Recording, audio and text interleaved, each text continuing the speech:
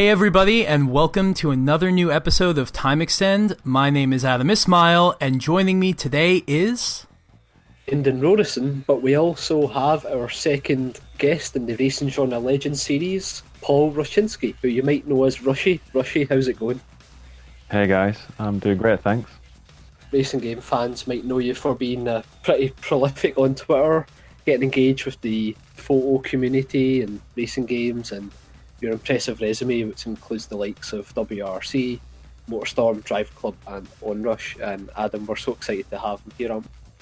Absolutely, we couldn't ask for another, great guest, a better guest for Racing Genre Legends, and, both Brendan and I are huge fans of some of your work, and we are excited to ask you lots of questions about things that you've probably forgotten about 15 years ago. It can be difficult recalling everything, but yeah. I'll do my best. Fantastic, and then thanks for joining us tonight. I am in the Northeast in the U.S., and it is 6:30 p.m. and where both of you are, it is almost midnight. So the beauties of time difference, always rearing their ugly head here at Time Extend, but we make do. Yeah, we'll just get into it then. And the way we like to start these conversations, a little bit of an icebreaker, which nobody really likes icebreakers, but we do it anyway because it's a fun place to start. Is I'm going to ask you, Paul, to give us one non-racing game related fact about yourself that you think is fun or interesting or people might not know about or whatever you care to share. One non-racing game related fact about me? That's a challenging one because pretty much my entire career is racing related. I guess there is one game I think barely anybody knows that I used to work on. This was before my time at Evolution, where I was working on Pool Shark 2 of all games. So it's still a sports game, so it's still a little bit crossover, but that was my kind of, I don't know, my venture outside of the racing genre, because even before that I worked in IndyCar racing, another racing title, so that was my one adventure outside of the genre. But it's just challenging really. I've kind of just fallen into racing games. It was always one of those things where racing games were a passion of mine as a player, but I just happened to every job I go into was pretty much racing game after racing game. That sounds like a dream, really. I mean, but do you consider yourself a pool enthusiast as well? So I have to ask then, the pool sharks, are we talking like billiards or? Yeah. Okay. Well, it's pool. The studio I was at, they specialised in snooker games. Right. I think they were called Blade Interactive, I think, at the time. And they'd done like I don't know how many dozen snooker games in the past, and obviously they'd done Pool Shark 1, and I got involved on the sequel, and it was a fun little project. We were a tiny little team, about 10 or 12 people. And, I wouldn't say I was a fan of snooker or pool necessarily, but it's one of those things that, having worked in the game, I got into a lot more. It was a fun project. It was a short diversion, let's say, because that was literally just like 6 to 9 months. That was a very short project before I just dive straight back into racing.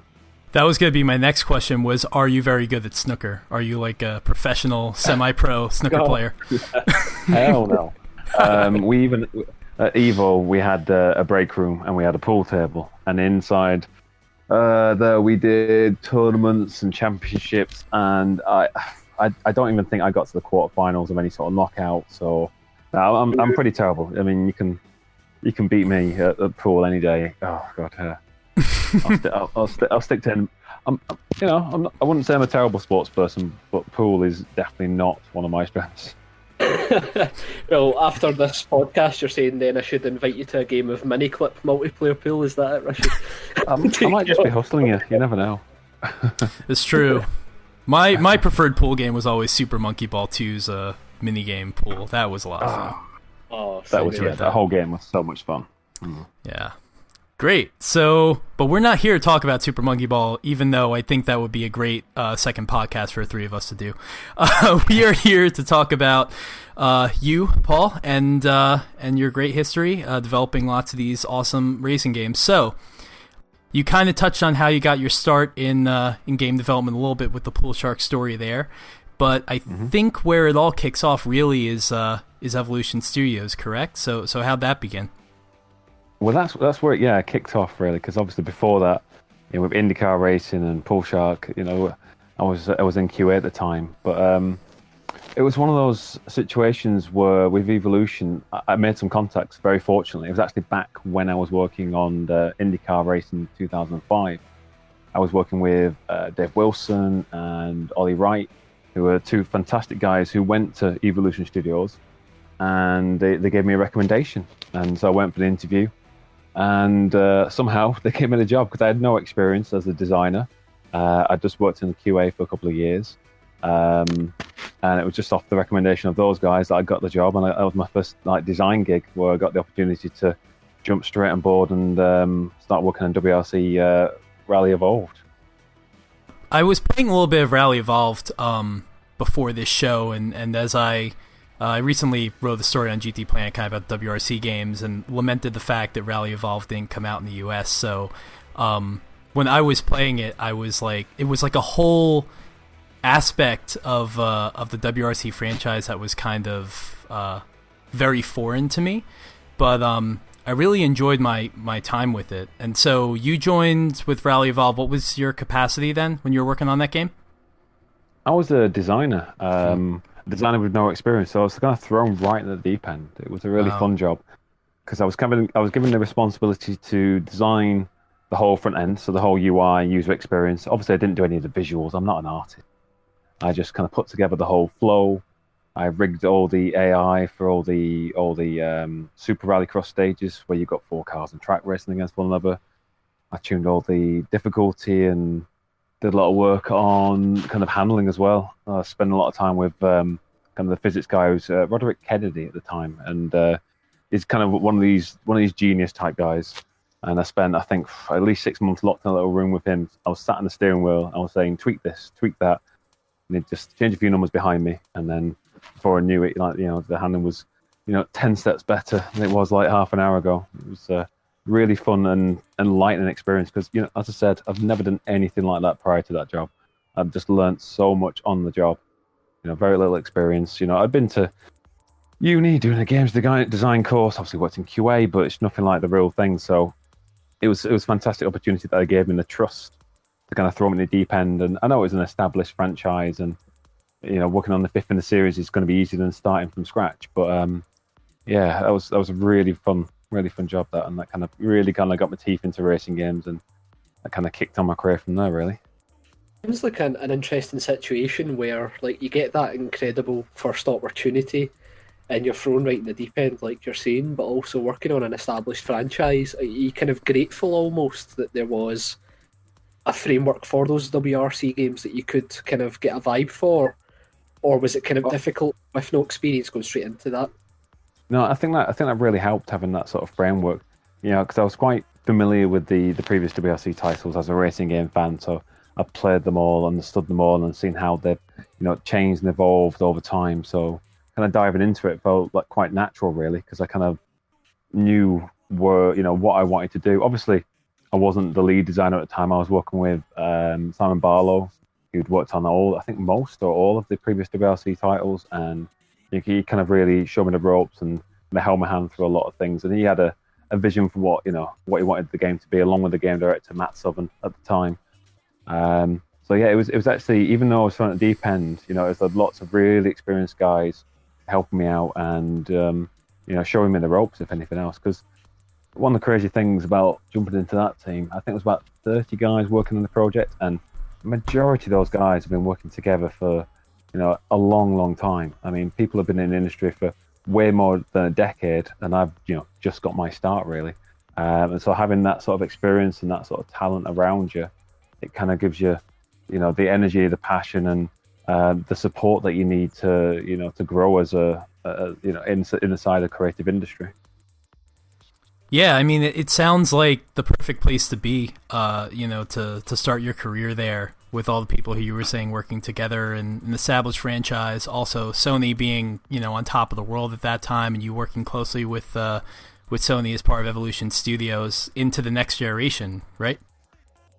Yeah, I mean, that was a interesting kind of shift afterwards. Obviously, I was on WRC 5, and at the time, that was when, the PlayStation, 3 was kind of happening in the background, and there was another smaller team starting to put together ideas for, what we'd be doing on that platform.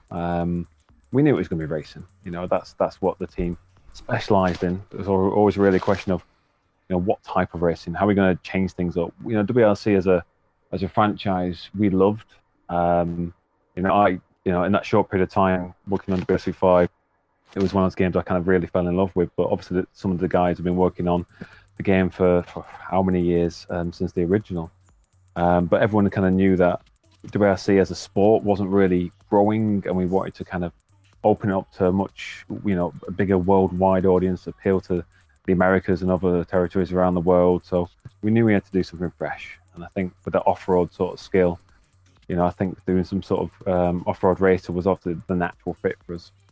But we had to do something kind of unique, something that, would stand out from the crowd, because there's a ton of racing games. There's a lot of quality out there. So I think one of the key goals for MotorStorm was, what can we do to kind of really give the racing genre a fresh injection of life, especially in the off-road space. And I think that was kind of directed by Martin Kemmerer at the time and Nigel Kershaw, fantastic designers, and they kind of really pushed this idea of this kind of brutal off-road racing in lots of crazy contrasting vehicles, all of which stood the same chance to win the race. So yeah, that was fun, kind of seeing that happen whilst I was working on Rally Evolved, and seeing those guys kind of get their ideas together and start to pull together that pitch, that high-level goal for the game was awesome. And then obviously after WRC Rally Evolved wrapped up, once we shipped that, and then it was a kind of everyone on board MotorStorm, and it kind of really ramped up, because we went from a team of 30 people in WRC Rally Evolved, and then it was kind of felt like the moment I jumped on the team, we doubled in size the next day. So we were up to 60 plus, and then before we knew it, I think we almost peaked at like 75 or something on the original MotorStorm. It was a whirlwind of development, that one, working on MotorStorm. I can think back to when I first saw that game running, and it was probably the retailer or something like that, and I didn't know games could be that beautiful. Like, it seemed at the time like an astonishing technological achievement, and I don't know, I feel like I'm not alone in that. Like, it was not only a lot of fun to play, but it just really was one of the few examples. You know how when a system launches, it's like, well, some of these games are kind of ports of stuff that was in the previous generation. Some of this stuff is just like put onto a new system to kind of get a game out there. MotorStorm really felt like the next big step up, and I can imagine it must have been tremendously exciting. It was really exciting, but it's also quite a daunting or scary period as well, because we were transitioning from a piece of hardware that we'd worked on for however many years, intimately familiar with the PlayStation 2, and moving on to PlayStation 3 was completely foreign.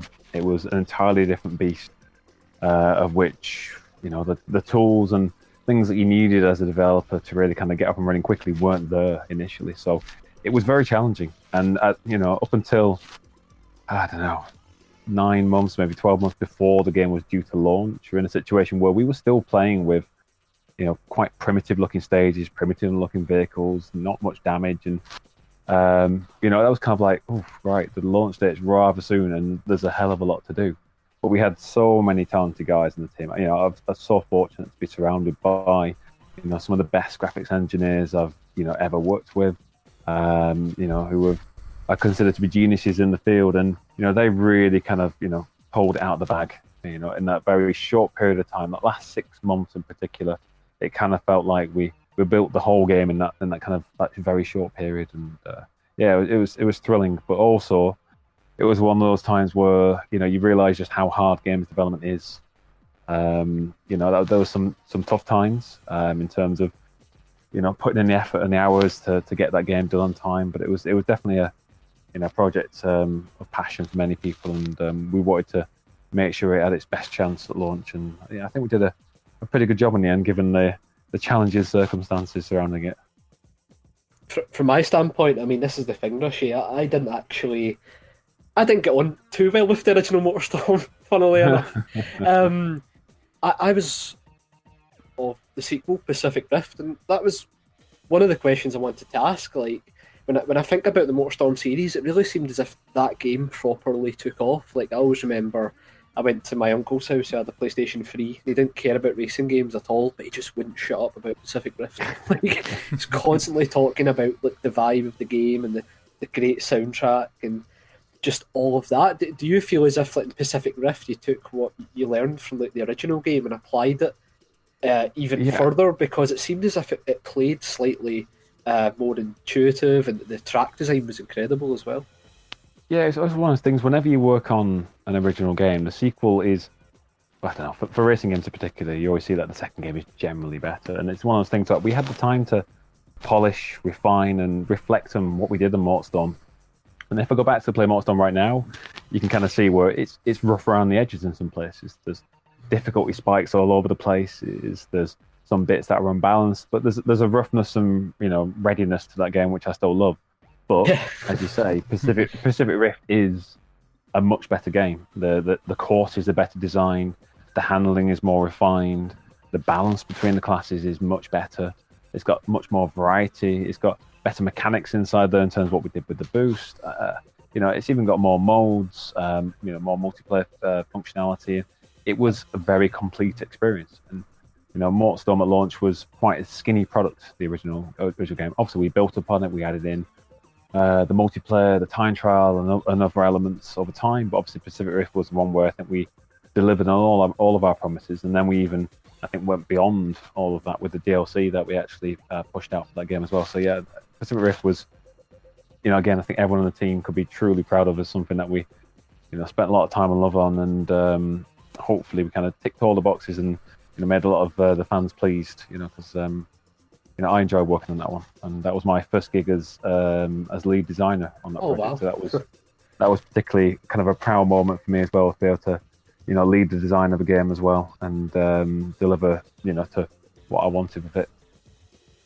No, that was the one that really got me into MotorStorm. Like, I had the first one, and I played it, like I said, I had fun with it, but Pacific Rift was the one that, one of those games that you only realize after you've sunk however many hours into it, like, wow, I've been playing this a long time. And then, like, all of a sudden I realized, like, oh, all these songs from the soundtrack are getting stuck in my head. Like, it had the one Nirvana song, Swap Meet. I just absolutely love that. Just, absolute calamity and destruction to that song. It was such a perfect pairing. And I think any racing game that also has a right soundtrack to go with it, it usually sticks in your mind for a longer amount of time. It kind of transcends your memories and just becomes almost like this emotional experience when the music's right. Absolutely. Yeah, you can thank Alan McDermott for that. He was the kind of orchestrator of the soundtracks for both the original MotorStorm and Pacific Rift. He did a fantastic job of picking just the right music for those two titles. So I have to ask then, because we're on the topic of, we're talking about Pacific Rift and leading into Apocalypse, and we had an episode, one of our first episodes of Time Extend, we talked about unreleased racing games. And I had heard about this game called Urban Smash that I believe you might know something about. Can you shed light on that? That's a tricky one, actually. I'm not quite sure how much I can say. Obviously, I can confirm that it was a game that was being worked on at Evolution Studios as a kind of a second project on the side as to, I think it was when we were nearing finishing Pacific Rift. We knew we were going to do a sequel to MotorStorm, do another kind of take on that franchise, but we also wanted to kind of branch out and do something different. So we had a second team starting to work on something, still a racing game, but something quite different as a racing title. And it's just one of those things where I think it showed a lot of promise, but for whatever reason, it didn't quite get off the ground. Some of the prototyping proved that there were some really fun elements, but also problems that still needed solving. And we were getting to the point where I think we were moving on to Apocalypse, and Apocalypse was kind of moving along quite smoothly, really, if anything else. And so suddenly it was like, well, I think it's time to put all the effort and focus onto Apocalypse and make that the best game it can be. So it's one of these things where in games development there's often lots of little side projects and spin-offs and things that just don't work out. A lot of time you don't tend to hear about these things. I'm surprised, about Urban Smash. I can't remember whether or not there was any leaks on that, which is why I'm being Well, there was what I can say. what I can tell you is that I read, I think Eurogamer might have had an article on it or something like that, going back to like, it must have been like GDC 2009 or 2010 or something, and they were talking about, somebody presented some sort of animatic pre-rendered thing on Urban Smash that was very rough, and like the nothing was really textured, but just watching kind of double-decker buses and bikes kind of go through buildings and go through plate glass windows and stuff like that. It looked really cool. Yeah, I remember that one actually. Yeah, because I think we learnt a lot on that kind of initial prototype on damage and destruction, which is a lot of the stuff we kind of took into Apocalypse, which was all about obviously destroying cities. Yeah, that's the one thing I couldn't figure out, was how much of it was Urban Smash just, pretty much the idea for Apocalypse, and then it was always going to be a MotorStorm game, or was it its own thing? I think it was going to be its own thing. It was definitely going to be like a stand on its own 2 feet and kind of branch out and do something different. I think a third MotorStorm was kind of always on the cards, just because the original MotorStorm was such a big success. Pacific Rift followed that up really well, and there was still a fan base and appetite for more MotorStorm games. So I think that was always going to come. It would have been fantastic, I think, if Urban Smash would have been given the opportunity to be a second project. Evolution might have been much bigger. The studio doing lots of different things by now, but obviously, this is how things work out. I mean, I think there was another project, which I'm not going to name, which had a similar sort of fate. I think that was after Apocalypse, when we were looking to build a racing game, but also at the same time there was another little team, and they were prototyping another idea. And again, it was one of those situations where the prototype showed lots of promise, but Driveclub was kind of building momentum at the time, and I think Sony wanted to put all the emphasis and focus on that product to make it as good as possible. So again, projects just don't always get off the ground, and it's a shame, but it's one of those things you got to look at the business realities and all these sort of factors that go into making a decision as to what games do go forward and which don't. I mean, on that note, then to dial it back slightly, you were saying like Apocalypse, the development cycle was smooth, and you guys obviously felt good about that one. Was it a bit of a annoyance or gutter that the Japanese earthquakes kind of delayed the game quite a bit? Did you feel as if that actually influenced how it was going to perform sales-wise? Was it one of those moments you were just like, the timing couldn't have been more coincidental? I mean, obviously you've got to think about the events that took place and how serious that was, and the loss of life. And so the timing obviously of Apocalypse was hugely unfortunate, and couldn't have been worse from a product perspective, let's say. Because the kind of build up to launch, the timing of that, and the press that goes around it is hugely important to make a game successful. And given the circumstances as to what happened, a lot of the marketing and the timing of everything had to be changed, and it no doubt had an impact on the game's success, which was hugely frustrating from a creative point of view. But when you put it into perspective as to what happened, it's one of those things that just had to be done. Of course, I understand that. It was pretty much unprecedented. Yeah, because I was on the kind of press build-up or the press tour of, and we were obviously promoting the game, and I had a message super early from Mike Humphries, one of the other designers on the project, super early in the morning, and have you seen the news? And I'm like, what news? And they sent me a link to what had happened, and it was like, oh my, it was, wow. Yeah, it was one of those moments that kind of, I just sat in the hotel room at the time for like half an hour, just trying to come to terms as to what has happened, and that was one of the low moments, let's say, in kind of in my career at the time. That was because it was kind of like we were on a high, almost kind of getting ready to launch, super pleased with the game, and then obviously it all kind of had to really kind of take a back seat, and it was the right decision by Sony, what they did. But yeah, it did mean that Apocalypse wasn't the success it could have been. Was the plan always, like, at the time, to have that trilogy of MotorStorm games, or was there still a bit of belief that there maybe could be a fourth game? Do you feel as if Apocalypse had performed slightly better, you would have carried that franchise to the PS4, or else was it very much... you talked about the fact there was the side project and Driveclub. Was it always the case that MotorStorm was going to be the PlayStation 3's flagship franchise before Evo moved on? Yeah, that's an interesting question. I think it could have continued. I think that amongst the people in the studio, I think there were enough really cool ideas that could have spawned, a fourth title.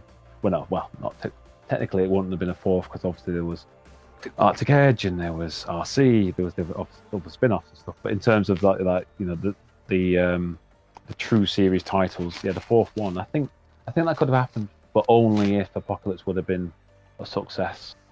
But on the counterpoint to that, I think there were also people in the studio who've worked on MotorStorm for quite a few years. I think it was 2006 to 2012, something like that. And there were people in the studio who wanted a fresh start, wanted to do something different, and people wanted to get back to real racing. People who loved working in WRC and wanted to go back to working on real cars. So there were lots of different people in the studio with different passions, pushing for different things, and but ultimately it comes down to business decisions. And Apocalypse wasn't the big success it could or should have been, and I think Sony wanted to look at, to do different projects with us, and we had a couple of games. Obviously, one I mentioned that didn't go forwards, but obviously Driveclub was one they really kind of, bit into and liked the idea of. So that was the one we kind of pushed forward on. Yeah, so that explains kind of where Driveclub came from, because I remember being surprised when I watched the PS3 reveal. I think it was early in 2013 or something like that when Sony had their event.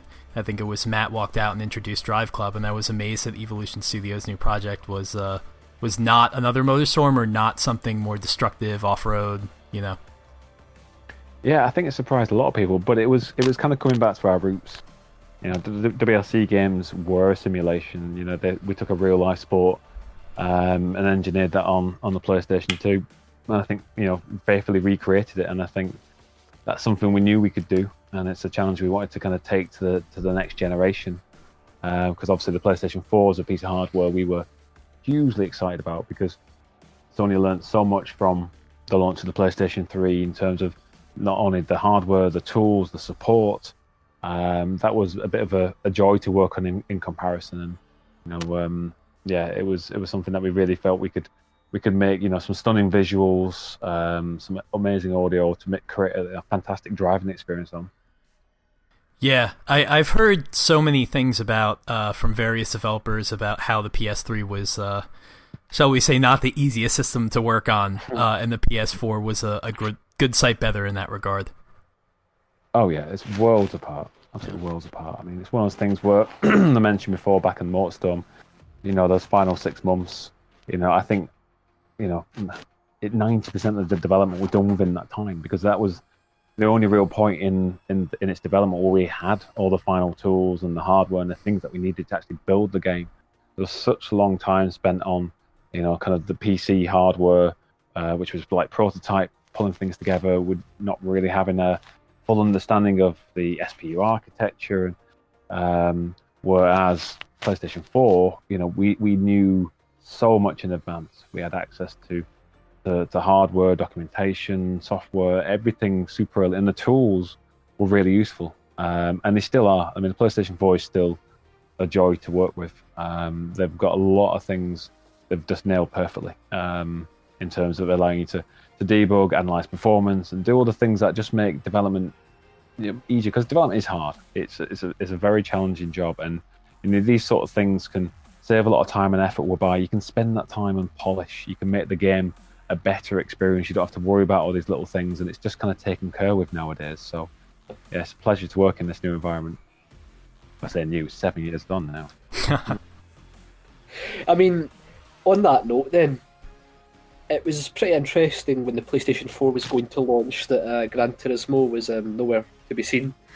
And because obviously Gran Turismo 6 had launched on the PS3 pretty similarly time frame wise, did you feel as if there was like a good level of even pressure, but just expectancy from Sony's part, that Driveclub could take the the kind of first party racing game mantle in the meantime, or even push further than that?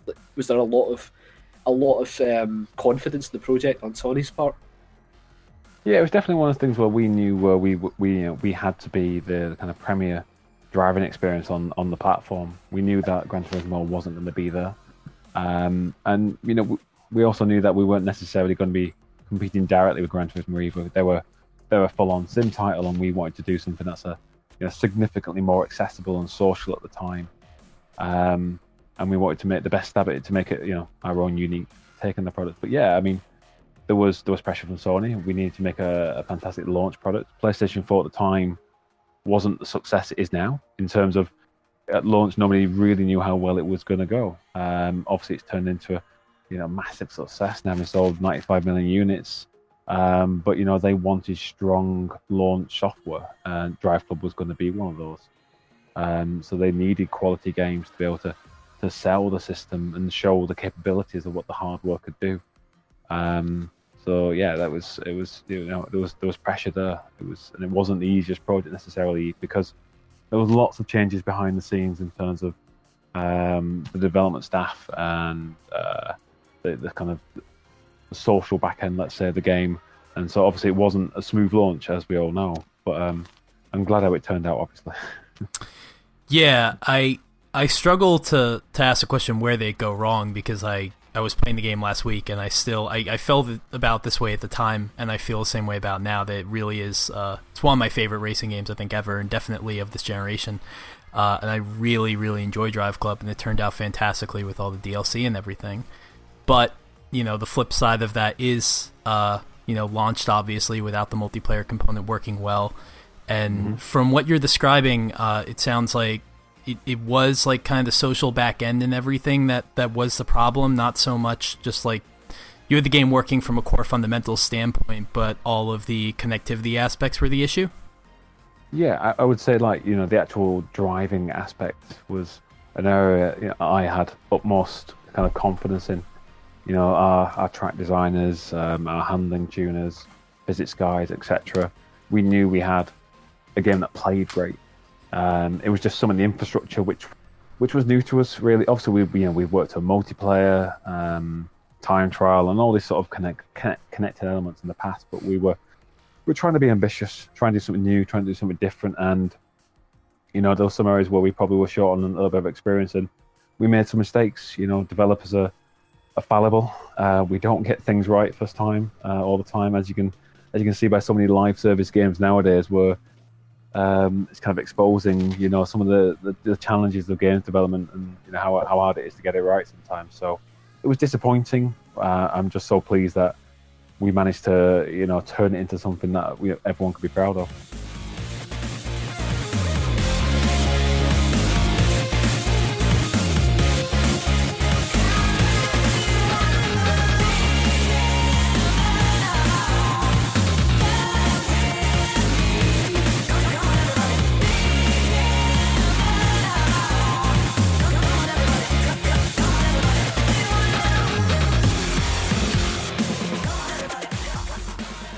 It's definitely a spectacular turnaround. I mean, I wrote an article for GT Planet just after the Edinburgh track was released, kind of recapping the story.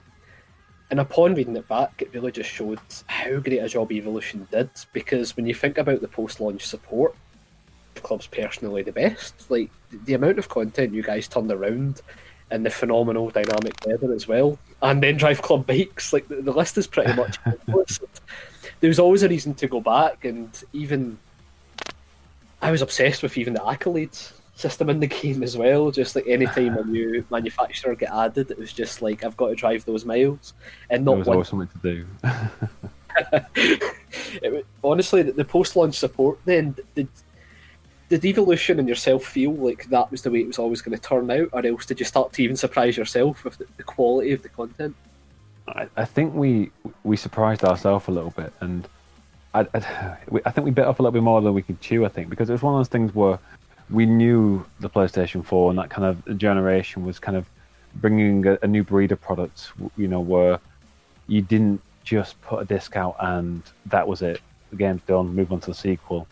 And we obviously back on Pacific Rift and other titles in the past, we had, kind of played around with DLC a little bit here and there. And so when we, launched Driveclub, or I guess prior to that, we planned, having a season pass. We wanted to do something which was there to support the game for, a long period of time after launch. And we had this idea of making sure we had this kind of monthly rollout of content with new tracks, new cars, new features, new modes. And I think we promised a lot up front on that season pass.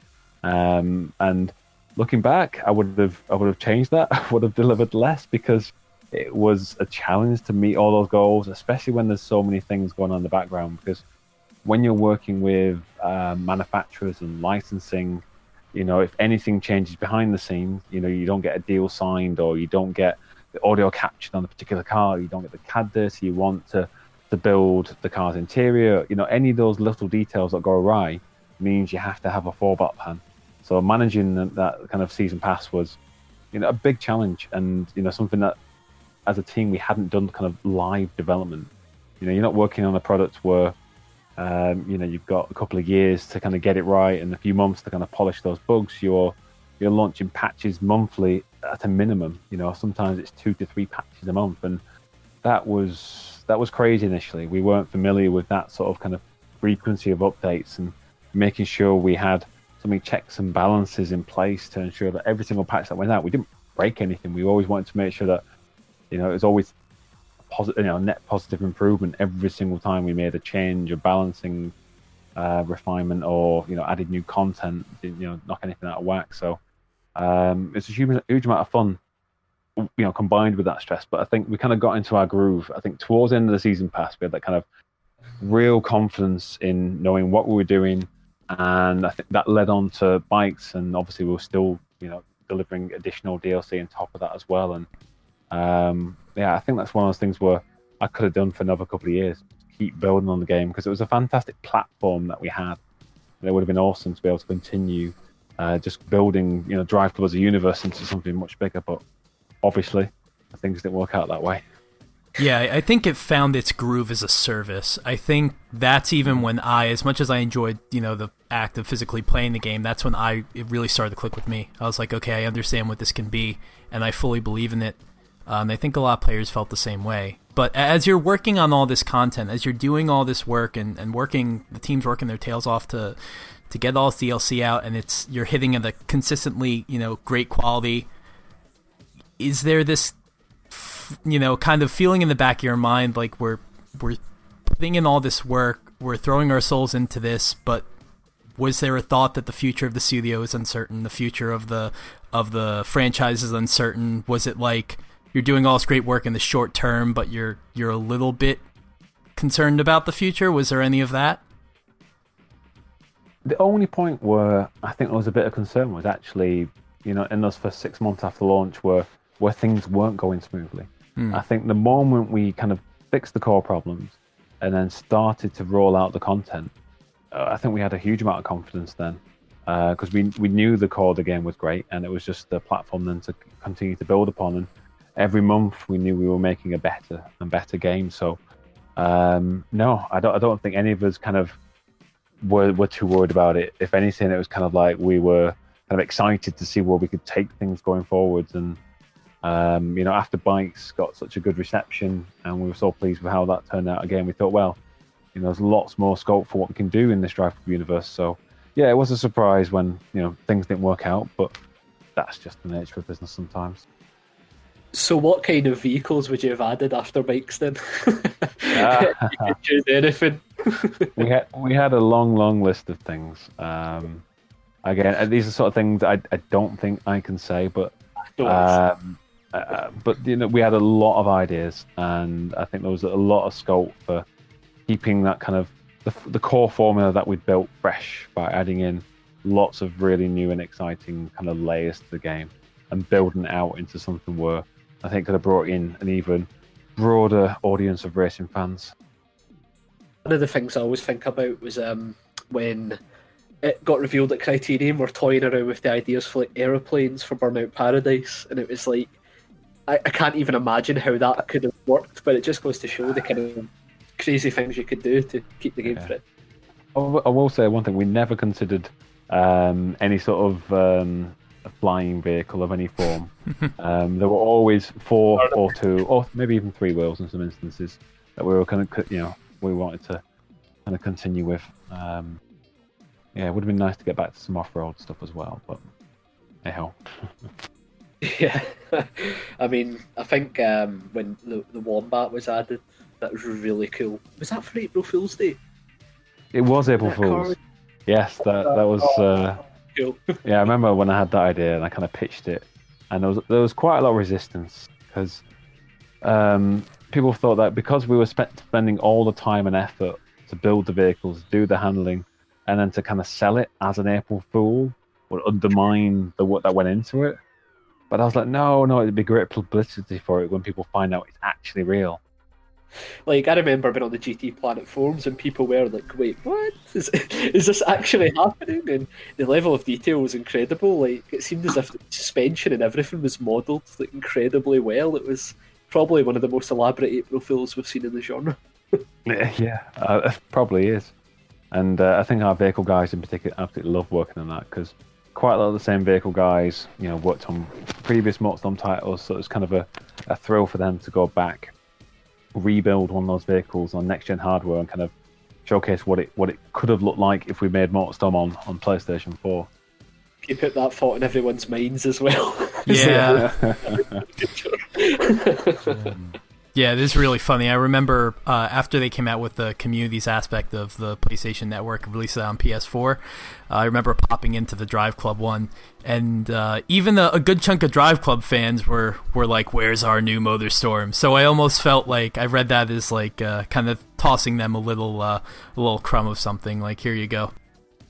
Yeah, I mean, from my perspective, there was a little bit of strategy in there from my angle to try and look, we've put this vehicle into the game and it's hugely popular, and I can go back to the management team and go, look, everyone's racing with the Wombat Typhoon. They love it. There's an appetite for this to build a new MotorStorm or something. Then maybe it's something that they could have rolled with and pushed forward, but it's a challenging one. It's trying to pitch ideas for titles that kind of fallen by the wayside and bring them back alive, and it was maybe a bit too soon after Apocalypse as well, potentially, even though it felt like quite a long time in terms of those kind of short lifespans of consoles. It's not really that big a difference. 4 or 5 years, when you look at like big reboots and HD remakes and all those sort of things, you're looking at generally longer than that.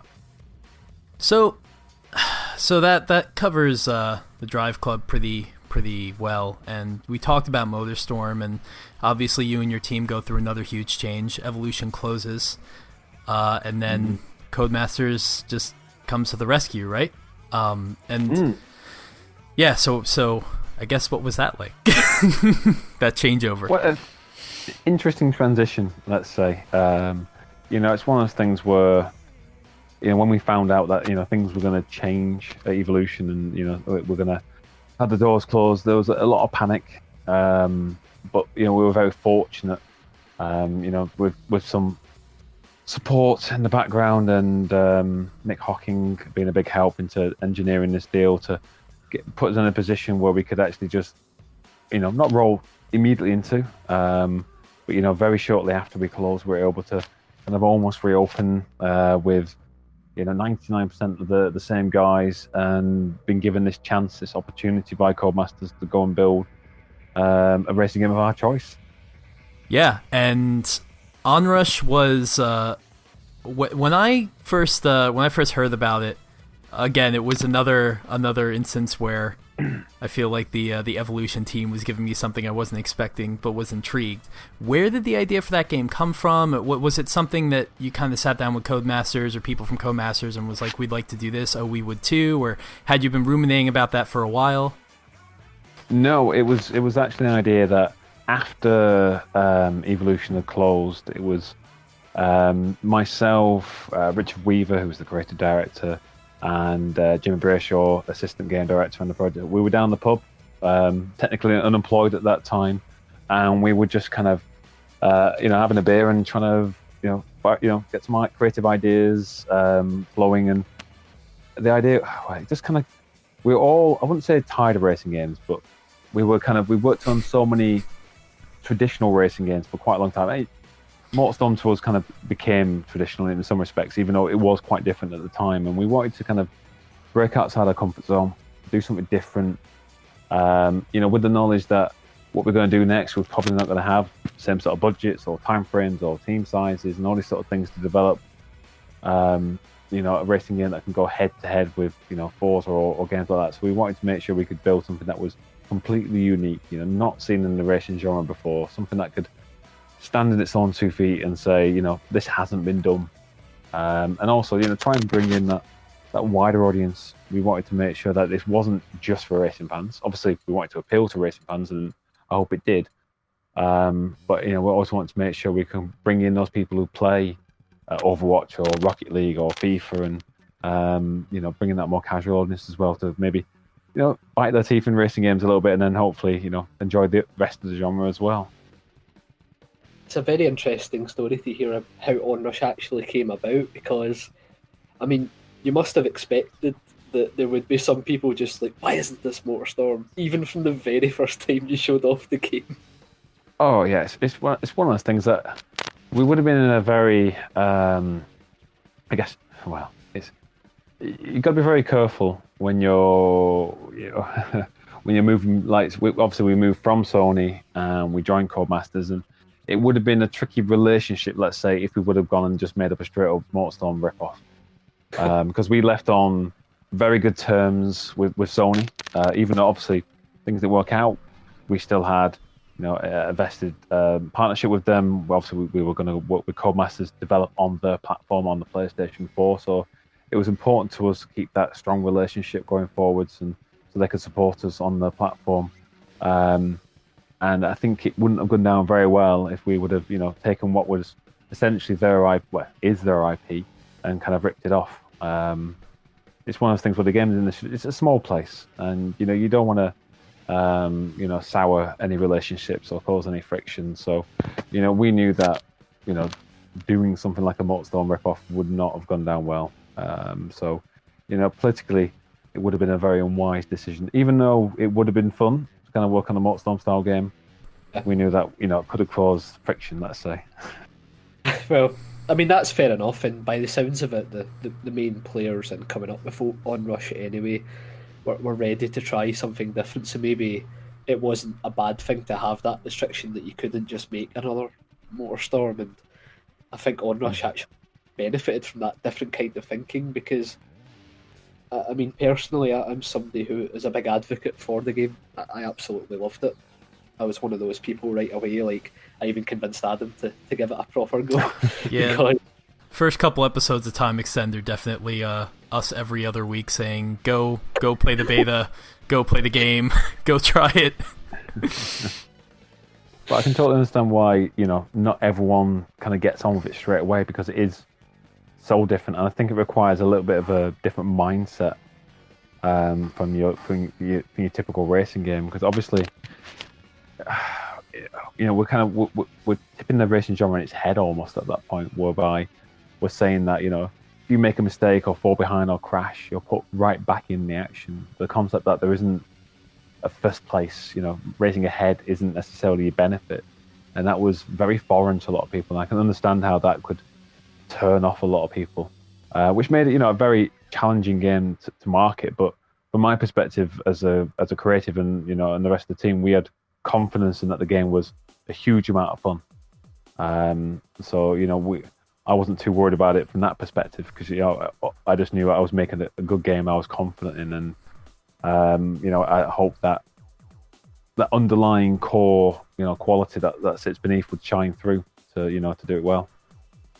It brings up an interesting point, because when I think about Onrush, and Brendan and I think we've talked about this in the past, kind of think back to the old Bizarre Racer Blur that they did for Activision, and just like, definitely aspects of racing games are there, but you're trying to broaden it out. You're trying to maybe create more of a competitive element to broaden the genre. And I wonder, given that Blur had all of this pressure, Bizarre had all this pressure placed on them, from Activision with Blur, and it didn't pan out, and Onrush was difficult to market, do you still believe, even though Onrush was critically acclaimed, we both enjoyed playing it, do you believe that that market actually exists for a racing game that can break down those barriers? Because it seems like almost any time someone tries to do it, it just some aspect of it doesn't get communicated to the audience. I think it's a challenging one when you're putting the product out at full price. I think it's one of those situations where maybe it might have been better to take a different business strategy, to go free to play, to get more people to get their hands on with the product, to give it a chance. Because I think, it's definitely challenging to bring in that wider audience. How do you get your Rocket League player or your Overwatch players to come and try out a game like Onrush, something that's a racing game from an outsider's perspective, but when you play it, it's something quite different. So I can completely see, where you're coming from there. So would I have done things differently? Yeah, I think I would have made some different decisions, and maybe things might have turned out differently. It's difficult to say, but who knows? One of the things that really shocked me about the game, and it really shouldn't have based on Driveclub, was how amazingly pretty it could look. Because obviously a lot of the trailers and stuff focused on the chaotic of the game, because that's all the fun is. But when you're on some of the tracks and the weather effects kick in, and you see the kind of sunrise or sunset, it's absolutely stunning. On the way, Onrush was built on the Ego engine, wasn't it, as well? It was actually a completely new engine, Onrush, because it was one of those things where we'd learned so much from working on Driveclub. We had that kind of technical knowledge and foundation to take things to the next level, but not be bound by some of the bad decisions we did in the past. So it was actually one of those awesome things for our team to actually have a fresh start, kind of mid-generation. And it was that kind of situation where it was, I think it was led by Ollie Wright and Rich Taylor, some of our senior guys to build a new engine. And we knew straight from the off, how we wanted to construct that and where we could get other benefits and gains for that in such a short period of time. And I think that's one of the main achievements, I think, of that project, if anything else, was that within that short space of 2 years, we started from scratch. Obviously, we had a lot of really fantastic support from Codemasters, but we started from scratch. Built a new game, an original game on a completely new engine, released on time to budget, and all that sort of stuff. And we achieved something that, as you say, I think looked really good.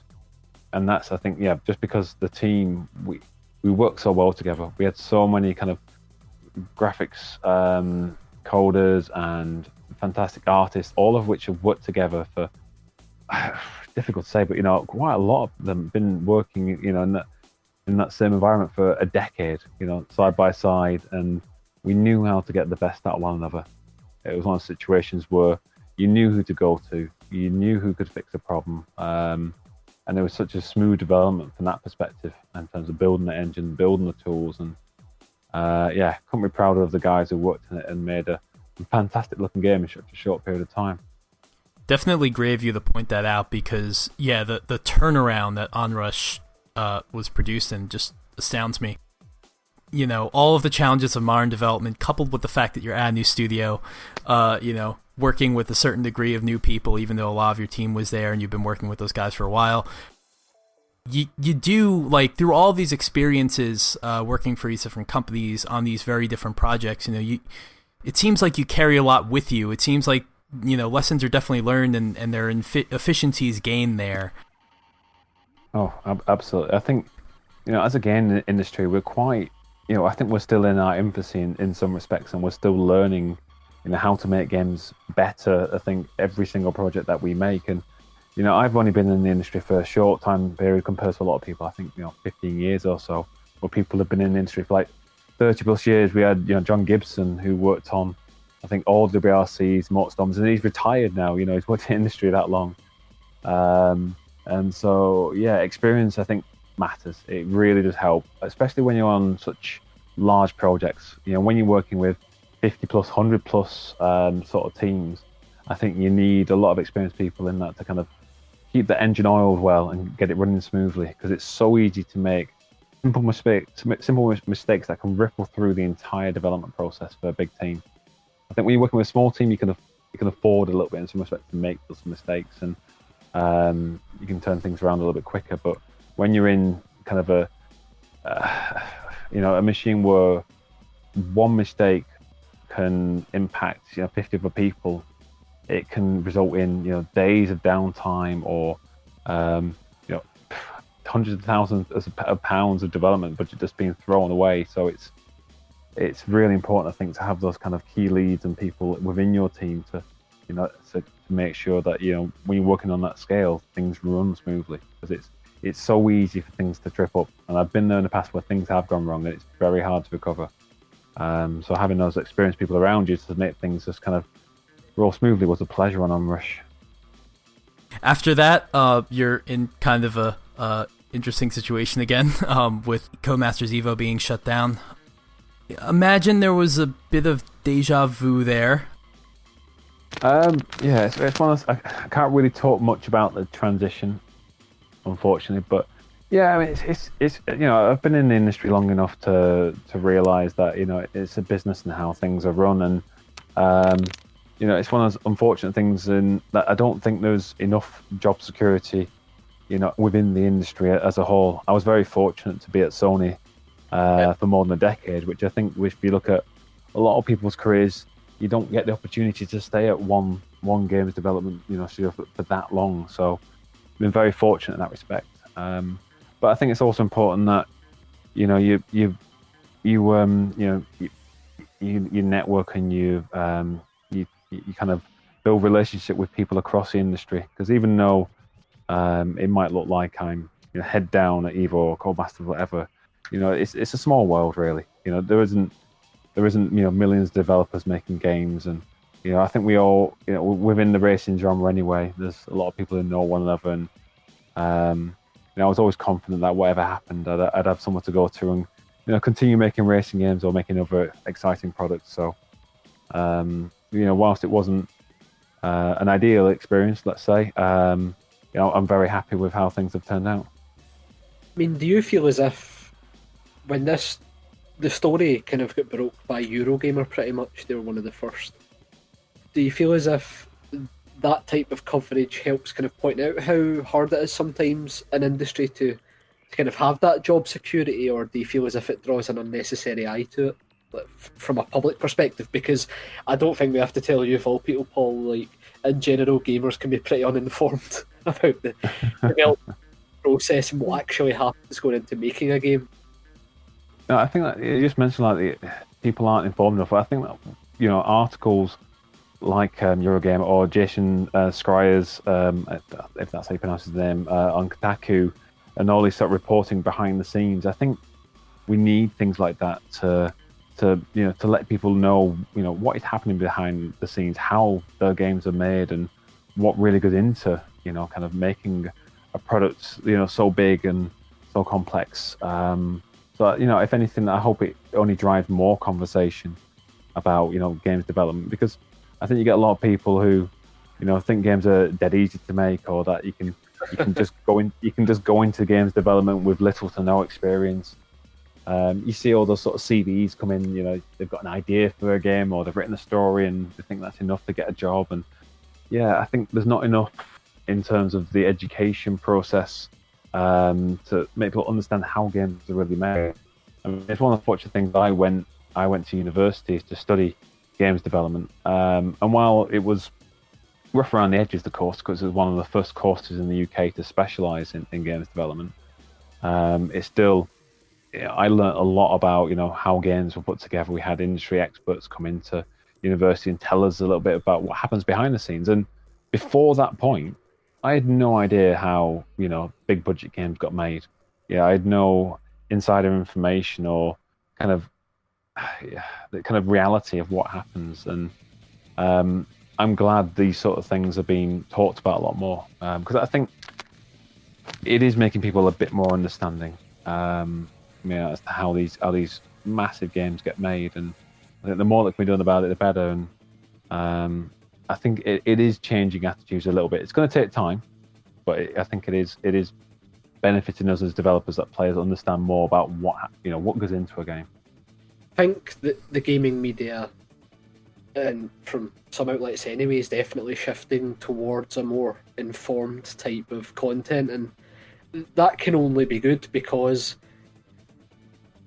ridiculous comments all the time, like, why are you writing about this? Just tell us what games are coming out, and all that comes from like the older way that video games were perhaps viewed. But as we move to be more inclusive and try and understand the process that goes on behind it, I think like Jason's book as well that he brought out recently, and yes, I've read that. Yeah, and it's fantastic. Like it makes you realise just how brutal these things can be, and maybe sometimes as consumers we get a bit too concerned with what we consume rather than the process behind it.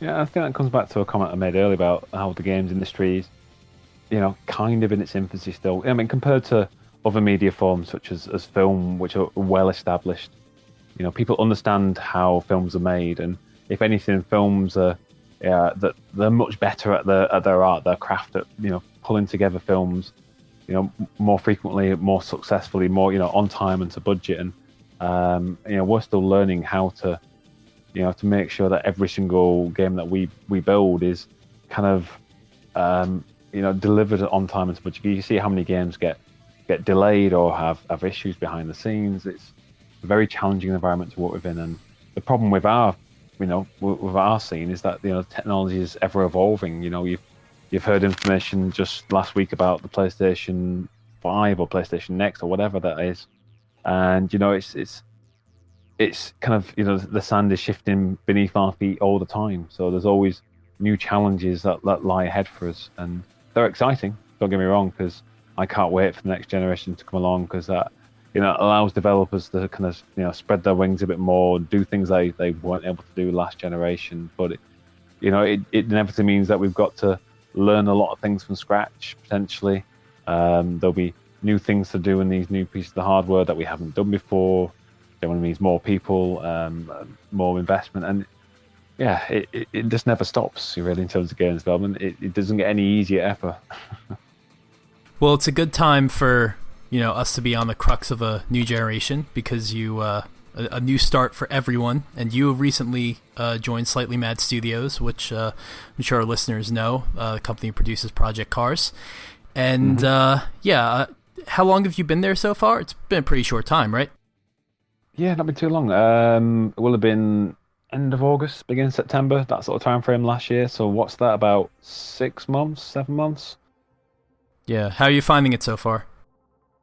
Well, it's a very different sort of environment, because obviously I've worked in an office for 15 or so years, working face to face with a team essentially, and we've now got a distributed development platform whereby I'm working at home in my own little office space, and I'm collaborating with 100 plus people from around the world in different time zones to build games, and it's a big shift. It's a very different experience, and it takes a short while to get used to. It's definitely one of those things where it's not something you can just dive into and kind of get on with it straight away. But now I think I'm kind of in the groove, understanding how to communicate differently. It's not the sort of thing where you get up, walk around the office, talk to people. You got to be on Discord, on Skype, on Slack, and all these various communication things to be on video calls, voice calls, text chat, and talking to people all day long in that form.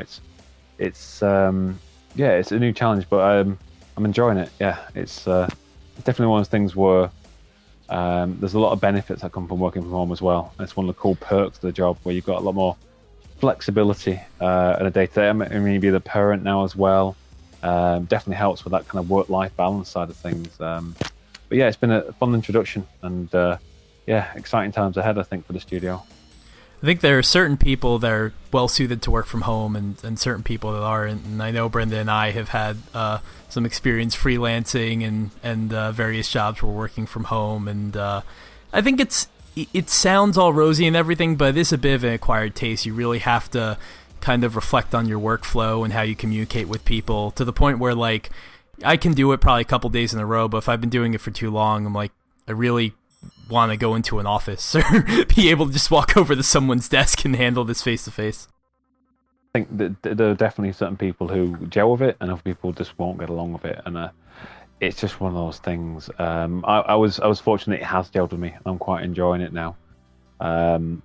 And the cool thing is that even though I don't get to speak to the guys face to face every day, there's quite a lot of guys who work at Slightly Mad with me who actually just live around the corner. So once a month we go down to a pub somewhere in the middle, and we all get to meet up and say hello, sort of things. See each other face to face. Obviously not the whole studio, because as I said, all around the world, but there's enough of them who kind of live around this northwest area, working with us at Slightly Mad. That we can all kind of get together on a regular basis, which is awesome. Sound like it's good fun. I mean, you said yourself it's quite a change, and in terms of Slightly Mad Studios from an outsider's perspective, it definitely seems like they're one of the more ambitious studios in the genre just now in terms of what they want to achieve, because even when you look at the original Project Cars, what they tried to achieve was unprecedented at the time. Yeah, I think when you look at the guys who are kind of running the studio, Ian Bell, and Andy Gartland, Andy Tudor, and those sort of guys, they're really ambitious, and they want to do new, fresh, and exciting things. So I think whatever you hear from us next, it's always going to be something that will often surprise you, not necessarily what you expect. So yeah, I mean, unfortunately, I can't talk about certain things like that. But yeah, I mean, that's one of the exciting things about working at Slightly Mad. When you see new announcements and all this kind of discussion and chatter that goes on in the background and what's happening behind the scenes at the studio, it really feels like there's a dozen things happening at any one time, all of which sound like really exciting avenues that we could go down. So yeah, it's definitely a different sort of thing where previous studios never really had so many kind of things going on at once. It was always kind of get your head down on one project most of the time, but here it's cool to have so much kind of I guess creativity and ambition going on behind the scenes. Obviously I'm trying to stay focused on the game that I'm working on, but yeah, it's cool that there's so much going on elsewhere in the studio as well. Yeah, so speaking of the game you're working on, I'm sure you can't give too many details, but we're all very excited to find out exactly what it is. Anything you could give us? Is it looking similar to maybe certain things from your past, or is it another kind of Onrush, turn the genre upside down type thing? My lips are sealed in this one, unfortunately. It's definitely something I can't say a word on.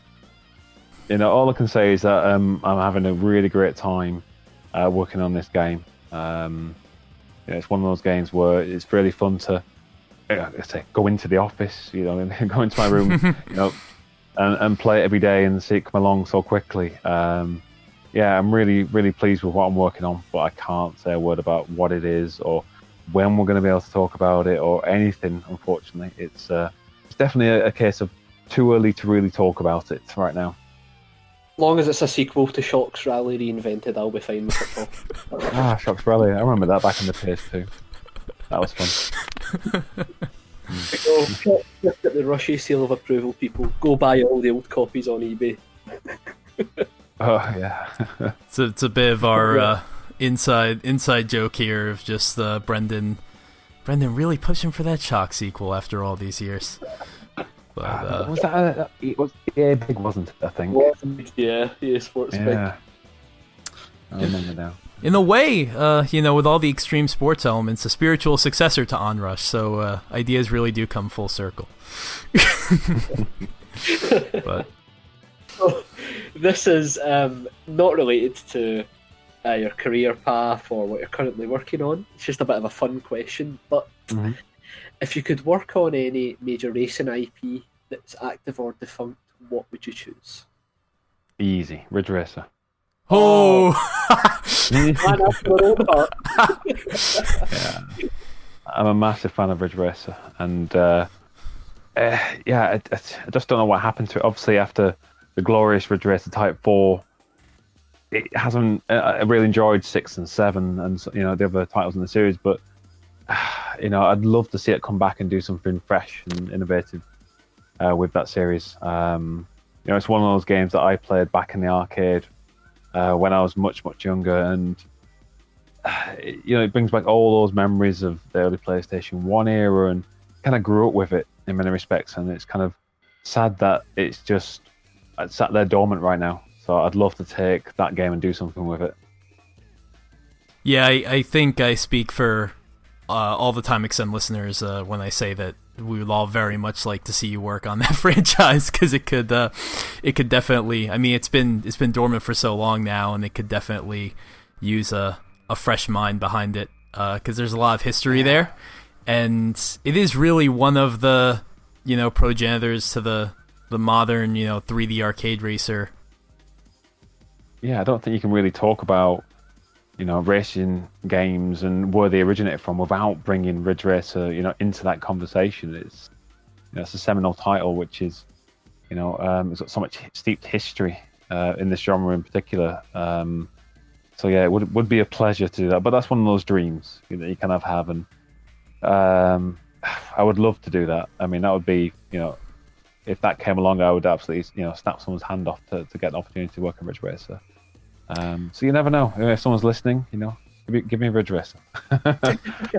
You should maybe talk some of your colleagues at Slightly Mad, because I think that Project Cars have they cooperated with Namco, who published the game in certain markets, and they had the Ridge Racer liveries on some of the cars, I think, in Project Cars as DLC. I believe so, yeah.